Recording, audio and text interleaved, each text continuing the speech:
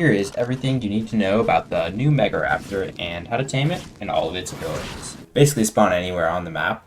To tame it, first you need to find this little blood totem that it always spawns with a Mega Raptor, and usually you'll find it around a Mega Raptor. Anyways, you have to go up to the altar with a torch and initiate a minigame to tame it. So when you initiate the minigame, your screen will go all black and smoky, and it'll say exit, there's a torpidity, and you'll have a little hunted symbol in the bottom right. And what you do now is you have to hold out the torch and wait for it to attack you, and then you have to hit it before it hits you. If you hit it correctly and get it in time, its torpidity will go up and it'll back away. If not, it'll hit you and you'll take damage, then it'll back away again. So next are all of its abilities, and it has a pretty wide variety of a moveset. So to start off, it has a left click, just straight melee with its talons, but it also has a finisher in quotes move where it does a big slash that does slightly more damage and bleed, and you can only initiate this attack after hitting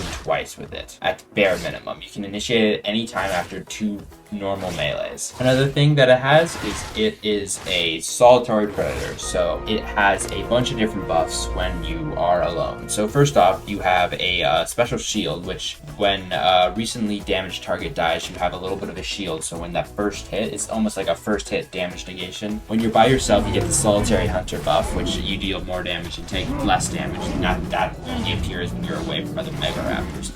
This passive goes away if you're near other Mega Raptors, and then its other ability, Isolator, means solitary things. That means there is any creature of the same type around it. It will do more damage to it. So the next thing it has, for a larger theropod, it actually doesn't just have a jump, it has a double jump, and the second jump is actually directional, so you can completely switch the way you're facing by doing it. Another cool thing this thing has is a hunt mode, which it will track a single target and tell you if they're isolated or not, how far away they are, and its health bar. If it's green, then obviously they're full health, yellow's mid, and red is low health. Another thing they have that is really cool is they have omnidirectional movement, so they can strafe side to side and backwards if need be, and by hitting caps lock from you can sort of spin in place. The next thing it has is this camo mode, which is a bit like its own ghillie suit. It gives you the creepy camouflage buff, where if you're camouflaged, where it'll basically make it much harder for creatures to aggro onto you. It's not full invisibility like the rock drake has,